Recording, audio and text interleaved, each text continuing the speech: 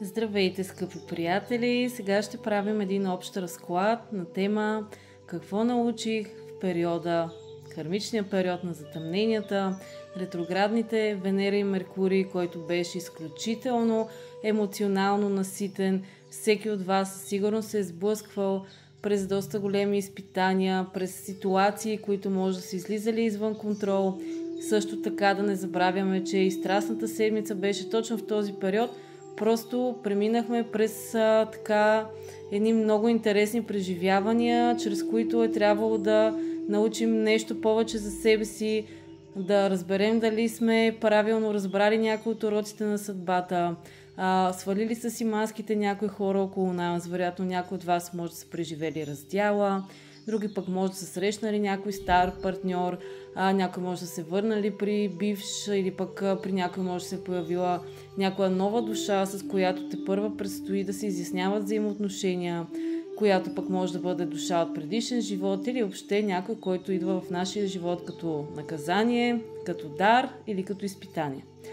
В този общ разклад сега ще видим какво ще излезе и това ще бъде една колективна енергия, следователно може да не ви резонира напълно, защото все пак в колективните енергии всеки ще намери по нещичко от себе си, но разбира се може да не се припознае напълно и това е абсолютно нормално, но със сигурност всеки ще разбере нещо, което да му бъде полезно и ще получи едно важно и ценно послание. Можете да си изберете между 1, 2 или 3. Изберете си между една от тези колоди, т.е. между една от тези карти и след малко ще видим какво ви се е паднало, като ще тегли допълнителни карти за пояснения. Тази колода е колодата на символистика. Това е една изключително интересна българска колода. Може да разгледате сайта на символистика. Някои от вас вече я познават и знаете, че това е много мистична колода, в която вие имате много сериозен достъп до вашето подсъзнание. Тя съчетава както модерното, така и мистичното. Т.е. тази колода е създадена точно за днешните времена. За тези, които сте избрали първият камък и следователно първата карта, ето това ви се падна любов. Много вероятно е вие да сте преживяли някаква много силна трансформираща любов. Нещо да се заражда в този момент. Или вие самите да копнеете за любов, да срещнете любовта. Със сигурност любовта е много важна тема в този момент за вас. Не случайно ви се пада и точно тази карта. И сега ще добавим още няколко допълнителни карти като пояснения, за да видим какво може да символизира тази карта и каква да бъде връзката ви с вас в настоящия момент. Още една много хубава карта. Богатство, изобилие. Това може да означава, че в този момент има изобилие от любов във вашия живот или вие самите манифестирате изобилие от любов във вашия живот, който идва. Може да идва някой, който да ви донесе едно изобилие от едни прекрасни моменти, от прекрасни емоции. Може също така, все пак да не разглеждаме толкова любовно тази карта, може да означава едно успешно бизнес партньорство, което да ви донесе едни изключителни дивиденти. В случая това бизнес партньорство може да ви донесе много солидни доходи, много голямо изобилие. Тоест това не е наистина много хубаво, което го изкараме в момента на картите. Със сигурност е един етап, в който ви предстоят много, много хубави неща. Виждаме следващата карта, т.е. тук има един човек, който се е покатерил на един хълм. Този човек в случая е изкачил една доста дълга голяма пътека и той се е изкачил на върха. Тоест, наистина периода за вас ви е донесъл едно изкачване към върха, донесъл ви едно изобилие, донесъл ви една любов или едно успешно партньорство, т.е. може да бъде среща с човек, с който да се изкачите на върха, който може да бъде ваш бизнес партньор, да не е задължително да разглеждаме партньорството като любовно такова, а можем да го разглеждаме просто като партньор, който се е появил във вашия живот и който да ви донесе едно голямо богатство, едно голямо изобилие. Това богатство не е задължително да бъде материално, това богатство може да е свързано с някакви други дивиденти, но със сигурност говорим за едни много хубави положителни промени във вашия живот. И това е наистина похвално за вас и мога само да ви поздравя. Избралите втората карта им се падна змия. Змията е един много противоречив символ, тъй като във всяка една традиция, във всяка една религия тя се разглежда по различен начин. Знаете, че в християнството змията, това е изкушението, това е змията в градината на Адам и Ева, която успешно успява да изкуши Ева да опита забранения плод. Докато на изток змията е символ на мъдростта. Например, също така енергията кундалини се символизира от една пълзяща нагоре змия.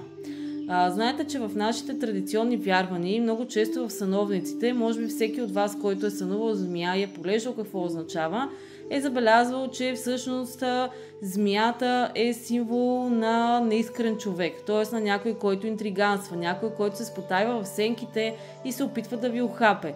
Т.е. змията е един много противоречив символ и вече, както виждате, и отдолу имаме една змия на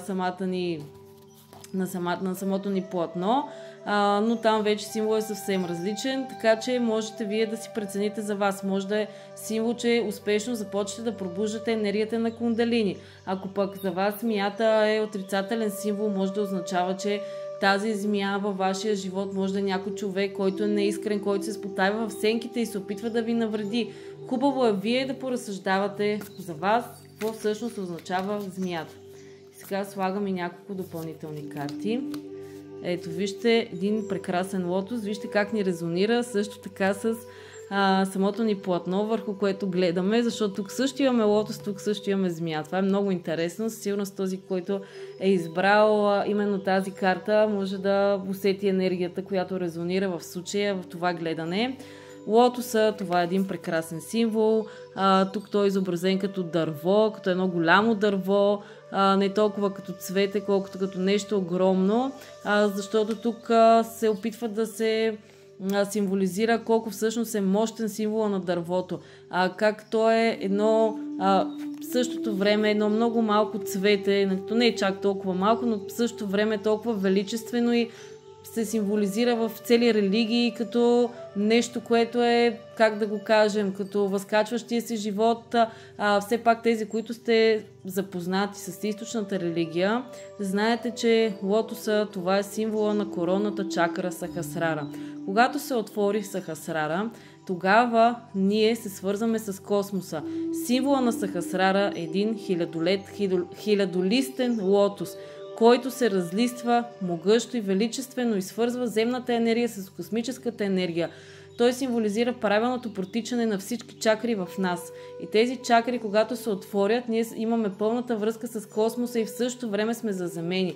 Разглеждано до тук виждаме енергията на кундалини и енергията на лотоса. Тоест, при някой от вас това може напълно да означава едно правилно събуждане на енергията на кундалини, която преминава през всички чакри и достига до Сахасрара и се свързва с космическия разум, с абсолюта. И една трета карта ще изтегля. И тук имаме едно колело. Това абсолютно можем да го свържем с колелото на съдбата.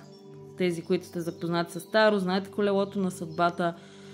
Както виждате, тук имаме така един пустинен пейзаж, т.е. тук може да се покаже именно абсолюта. Тук можем да се покаже тази карта като един абсолют, едно безвремие и едно колело на съдбата, което е въпреки всичко. Т.е. тези, които сте избрали това четене, може да означава, че вие сте завъртели успешно един цикъл на колелото на съдбата и сте достигнали до едно познание, до една завършеност, защото тук имаме събуждането на кундалини от първата чакра, достъпването и до Сахасрара и вливането в космическия разум за завършването на един цикъл. Тоест, при вас може да се случило нещо много кармично, което да е завъртяло един цикъл. И третата карта, тя изглежда малко страховита, но знаете, че това е само на първо четене. Тоест, тук имаме един човек на гробища. Тоест, тази карта може да символизира точно както в Таро карта на смъртта. Следователно, разбира се, знаете, че в Таро карта на смъртта символизира не толкова физическата смърт. Много хора се страхуват от тази карта, но тя е символ на трансформация. Следователно, тук имаме също тази трансформация. Така че при вас може да има някаква много сериозна трансформация, която сте преживели и буквално сега сте на някакъв съвсем нов етап. Сега ще видим и допълнителните карти. Вижте каква хубава карта излезе. Така че предстои една трансформация или вече сте преживели или тя е на път, която вие ще достигнете до някаква своя мечта. Вие може да се радвате като дете. Всъщност във вас може да се възроди, така да се каже, вътрешното дете. Да се радвате, да бъдете щастливи, просто да сте такива жизнерадостни, подскачайки от щастие, от радост, да се радвате на живота, точно като едни малки деца и точно като това дете на тази снимка. Така че наистина първата карта, колкото и страховита да изглежда, виждаме, че трансформацията и това, което сте преживели, колкото и страшно да изглеждало то, всъщност е било за добро. И вижте третата карта. Тук имаме любов, тук имаме хармония, тук имаме енергията на двойка чаши и на любовниците от Таро. Тук имаме една прекрасна карта, която ни показва, че всъщност всичко, което сме преживели, то е било за добро. То може да означава, че е време вие да създадете някакво семейство или че вие самите сте на път да създадете семейство или ако имате вече деца, че ви предстоят много хубави моменти с тях или пък може да означава, че ще срещнете партньор, с когото може да създадете това семейство, с когото може да се радвате като деца. Това може да бъде човек от вашето минало, защото тази карта може да усетим по някакъв начин и енергията на шестицата чаши от Таро, следователно може да имаме тук човек от вашето минало, примерно може да бил някой от вашия клас, от гимназията, от вашето съседство, може да сте срещнали с някой, който да ви е донесъл някаква трансформация. Тоест, наистина ви предстоят едни много хубави неща тук. Енергията на тази карта, която е влюбени, любовници, двойка чаши и така нататък, и енергията на тези тук деца, които се радват, показва, че през каквото и да сте преминали, всъщност то е за добро и всъщност вас ви чакат едни наистина прекрасни мигове, които или вече са дошли, или просто предстоят да се случват, така че просто вярвайте, дързайте и знайте, че най-доброто е пред вас и вероятно в по-фините светове вече е реализирано.